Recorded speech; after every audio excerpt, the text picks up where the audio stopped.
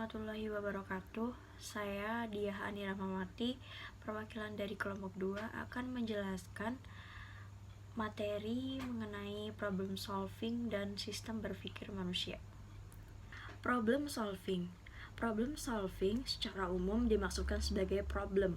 Problem yaitu suatu permasalahan atau konflik, yaitu terjadi pada konflik satu dengan konflik yang lain untuk mencapai suatu tujuan. Itu menurut Bagito 181. Menurut istilah, problem solving juga dapat diartikan sebagai upaya penyelesaian masalah atau pemecahan suatu masalah dengan upaya pemilihan option yang mendekati dengan kebenaran dari suatu tujuan tertentu. Dari prinsip-prinsip problem solving itu sendiri ada 6. Yang pertama, yaitu keberhasilan dalam memecahkan masalah dapat dicapai jika diarahkan ke masalah yang mampu memecahkannya. Maksudnya, kita atau seseorang yang mempunyai masalah bisa memecahkannya atau memilih jalan keluar dan mampu memecahkan masalah tersebut. Yang kedua, dalam memecahkan masalah kita harus memakai data atau kita harus mengenal keterangan pada data tersebut. Data itu sangat diperlukan karena tanpa adanya data kita tidak akan tahu persoalan tersebut itu seperti apa. Yang ketiga, titik tolak pemecahan masalah. Titik tolak pemecahan masalah ini yaitu mencari kemungkinan jalan keluar. Proses pemecahan masalah dimulai dengan mencari jalan keluar, sehingga dapat memilih satu jalan keluar yang tepat. Yang keempat, menyadari masalah harus didahulukan dari usaha memecahkan masalah. Prinsip ini menyadarkan kita untuk tidak terburu-buru dalam memecahkan masalah. Tetapi pemecahan masalah itu hanyalah dengan usaha yang benar-benar dipikirkan baik-baik terlebih dahulu, agar kita tidak menyesal ketika kita memilih pemecahan tersebut. Yang kelima, proses menciptakan ide baru hendaknya dipisahkan dari proses evaluasi ide. Prinsip ini menekankan bahwa dalam pemecahan masalah dibebaskan untuk menciptakan ide baru tanpa harus terkait dengan ide-ide yang lama. Yang keenam, situasi masalah diubah menjadi situasi pilihan. Misalnya, kita punya masalah sama seseorang, kita nyelesainya pilih yang baik-baik atau yang tawuran gitu, enggak kan? Ya, itu bisa menjadi pilihan suatu seseorang. Situasi pilihan. Faktor-faktor yang mempengaruhi dalam proses problem solving ada 4, yaitu yang pertama, motivasi. Motivasi di sini bisa dimulai dari diri sendiri. Motivasi kita untuk terus percaya kalau kita tuh bisa menyelesaikan masalah tersebut. Motivasi dari orang-orang terdekat, motivasi dari orang-orang yang pernah ada dalam masalah tersebut. Yang kedua, kepercayaan dan sikap yang salah. Kepercayaan itu sendiri ya, kita harus percaya kalau kita itu bisa menyelesaikan masalah tersebut.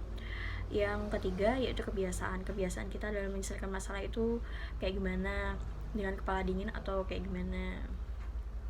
Ataupun itu kita harus percaya kalau kita bisa menyelesaikan masalah tersebut. Yang keempat yaitu emosi. Emosi di sini bagaimana cara kita menyikapi masalah tersebut. Kita bisa mengontrol emosi kita apa tidak. Kita harus bisa bersikap dewasa dalam penyelesaian masalah. Langkah-langkah problem solving. Langkah-langkah problem solving ada 6. Yang pertama, mengetahui masalah. Mengetahui masalah itu harus dilakukan karena kita kalau nggak tahu masalahnya, kita gimana mau menyelesaikan masalah gitu. Yang kedua, ada mengumpulkan data. Kita harus mengumpulkan data dari masalah itu, valid apa enggak, biar kita tahu.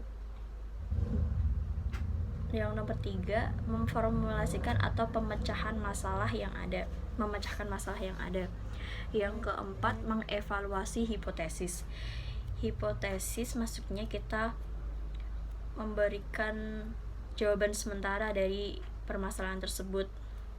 Yang kelima, membuat eksperimen.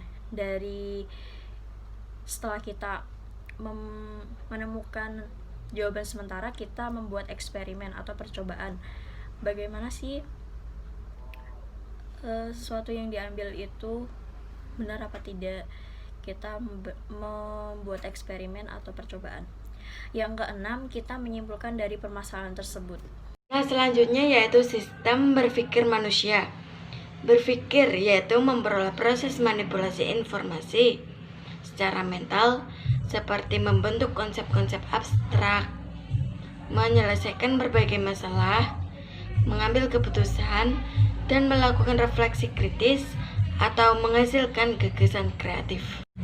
Sedangkan menurut ahli yaitu Plato, mengemukakan bahwa berpikir adalah berbicara dalam hati. Pendapat lainnya yang berhubungan dengan pendapat Plato mengatakan bahwa berpikir adalah aktivitas ideasional. Pendapat ini dikemukakan oleh dua kenyataan. Yang pertama, berpikir adalah aktivitas. Jadi subjek orang yang berpikir itu bersifat aktif. Yang kedua, itu berpikir adalah ideasional. Jadi bukan sensorik atau motorik. Ya, walaupun dapat juga disertai dengan dua hal tersebut, namun berpikir tetap saja menggunakan abstraksi ideas.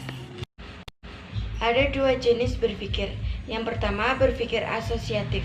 Itu adalah ide. Satu ide untuk merangsang timbulnya ide lain. Yang kedua, berpikir teratur, yaitu berpikir yang sudah ditentukan, yang sudah diarahkan ke suatu pemecahan masalah. Ada 4 jenis asosiatif. Yang pertama, asosiatif bebas. Itu adalah ide yang menimbulkan ide lain dalam jangkauan yang luas, tidak terbatas. Yang kedua, asosiatif terkontrol, yaitu ide yang menimbulkan ide lain tetapi hanya terbatas. Yang ketiga yaitu melamun atau menghayal secara bebas, menghayal hal-hal yang tidak realistis. Yang keempat itu adalah mimpi atau ide yang muncul secara tidak disadari atau dalam kondisi tidur. Penyusunan strategi dalam berpikir terarah ada dua. Yang pertama, strategi menyeluruh. Persoalan yang dipandang secara menyeluruh, kemudian dicoba untuk dipecahkan bagian demi bagiannya. Demikian presentasi dari kelompok 2. Kurang lebihnya mohon maaf. Wassalamualaikum warahmatullahi wabarakatuh.